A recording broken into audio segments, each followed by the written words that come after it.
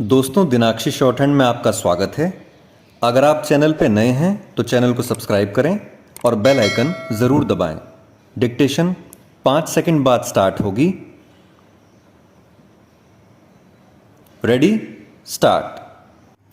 सभापति महोदय, मुझे संसार भर से आए हुए प्रतिष्ठित न्यायशास्त्रियों के इस सम्मेलन में शामिल होकर बड़ी प्रसन्नता हो रही है।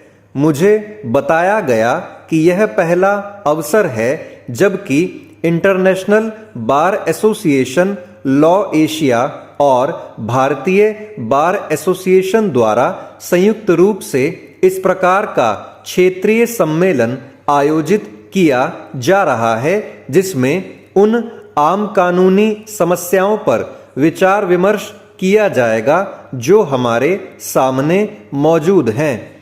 साथ ही उन समस्याओं पर भी विचार किया जाएगा जो तेजी से बदल रही इस दुनिया के सामने आ सकती हैं, जिससे कि विभिन्न भारी परिवर्तनों के लिए पहले से ही तैयारी की जा सके और अगले 15 वर्षों में इस सदी के अंत तक न्याय की उचित और आदर्श व्यवस्था की जा सके।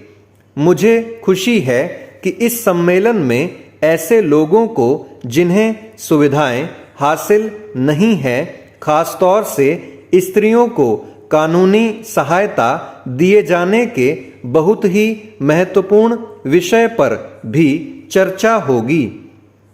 मैं कामना करता हूं कि इस सम्मेलन में जो विचार विमर्श होगा उसका आने वाले 15 वर्षों के दौरान राष्ट्रीय और अंतर्राष्ट्रीय कानून बनाने की प्रक्रिया पर लाभदायक प्रभाव पड़ेगा।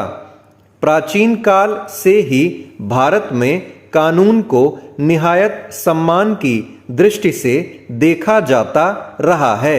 वास्तव में धर्म या मजहब हमारे लिए ऐसे धार्मिक, आध्यात्मिक, नैतिक और आर्थिक आचार नियमों का एक ताना बाना रहा है जो अपने अपने क्षेत्रों में पूरी तरह से परिभाषित कानूनों द्वारा निर्धारित है।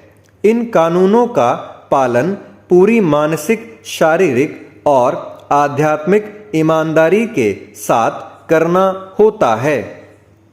कानून के निष्ठापूर्वक पालन के कारण ही हमारी सभ्यता और संस्कृति सदियों से राजनीतिक उथल-पुथल और विदेशी हमलों के बावजूद न केवल जीवित ही रही है बल्कि इसने एशिया के दूसरे देशों के लोगों को भी प्रभावित किया है और मानव चिंतन के विकास में योगदान दिया है। चेंज पाषाण काल से लेकर आज के निहायत ही औद्योगिक वातावरण तक समाज की प्रगति के साथ साथ कानून की धारणा में भी भारी परिवर्तन हुए हैं।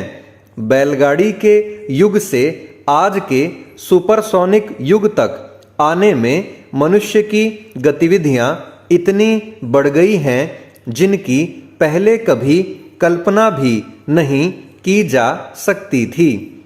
इन बदली हुई परिस्थितियों के लिए सामाजिक अनुशासन की बिल्कुल ही नई व्यवस्था की जरूरत है। जनसंख्या में भारी वृद्धि, इंसान की अनेक प्रकार की गतिविधियों तथा ऐसे ही अनेक विभिन्न कारणों से आज की दुनिया में न्याय प्रणाली पर भारी प्रभाव पड़ रहा है। जो कानून पहले बनाए गए थे और जो न्याय व्यवस्था एक निश्चित सामाजिक प्रणाली को लेकर तैयार की गई थी, वह आज के इस जबरदस्त और अचानक परिवर्तन को देखते हुए बिल्कुल अपूर्ण साबित हो रही है। किसी दूसरी विकासशील संस्था की तरह ही कानून स्थिर नहीं हो सकते। उन्हें बदलते हुए हालात की जरूरतों के अनुसार लगातार अपने आप को ढालना होगा। यह अनुमान लगाना संभव नहीं है कि भविष्य में कानून के क्षेत्र में आने वाली समस्याओं के क्या कानूनी हल निकाले जाएंगे। चेंज।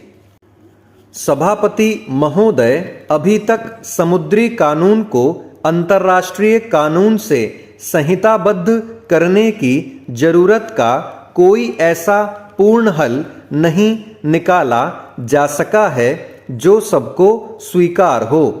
हम पहले से ही अंतरिक्ष में दुनिया के भिन्न राज्यों के अधिकारों और जिम्मेदारियों को नियमित करने के लिए कानून बनाने की समस्याओं का सामना कर रहे हैं। मुझे खुशी है कि न्यायशास्त्रियों की 2 अंतर्राष्ट्रीय और 1 राष्ट्रीय संस्था अगले 15 वर्षों में इंसान की ज़रूरतों का अंदाज़ा लगाने और सन 2001 में न्याय की व्यवस्था के मार्ग में आने वाली चुनौतियों का सामना करने के लिए आपस में मिलकर विचार विमर्श कर रही हैं।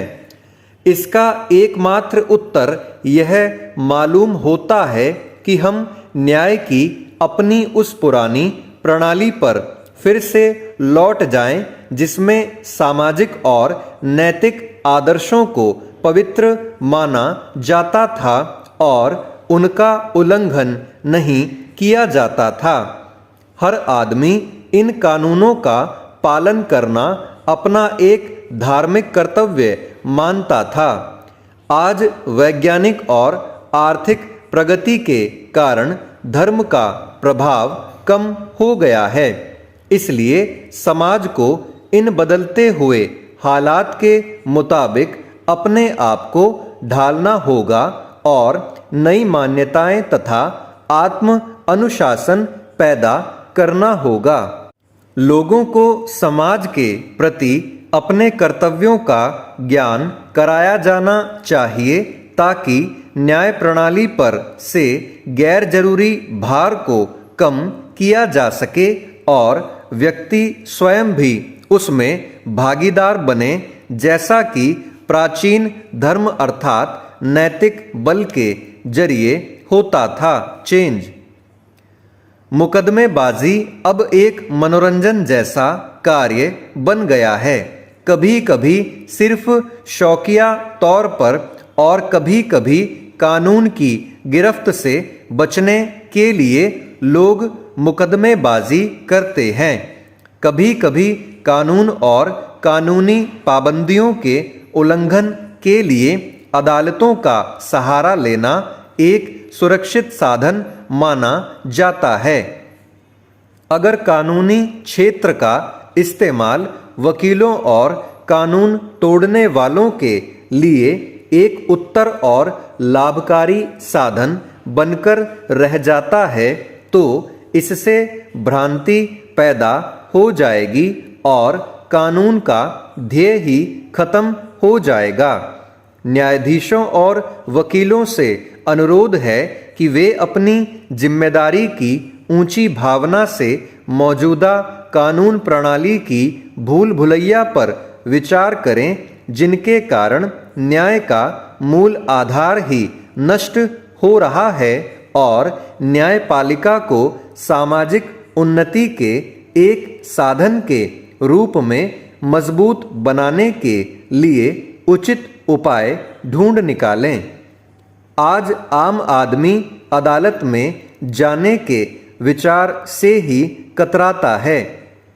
उसे यकीन है कि अदालत का मतलब है कि बहुत महंगी और लंबी लड़ाई जो शायद उसके जीवन में खत्म हो या न हो। हमेशा ही समय पर न्याय मिलना बहुत ही ज़रूरी है। कानून में देरी का रोग न्याय व्यवस्था को ही खाए जा रहा है। मैं इस सम्मेलन में आए संसार के प्रतिष्ठित न्यायशास्त्रियों से अनुरोध करता हूं कि वे कानूनी देरी से निपटने, कानूनों को सरल बनाने और आम आदमी को न्याय उपलब्ध कराने के लिए कारगर उपाय खोजें, क्योंकि कानून आदमी की सेवा के लिए होते हैं। स्टॉप। दोस्तों, डिक्टेशन अच्छा लगा हो तो वीडियो को लाइक और शेयर कर दें और चैनल को सब्सक्राइब करके बेल आइकन ज़रूर दबा लें, जिससे भविष्य में आने वाली हर वीडियो आप तक सबसे पहले पहुंच पाए। धन्यवाद।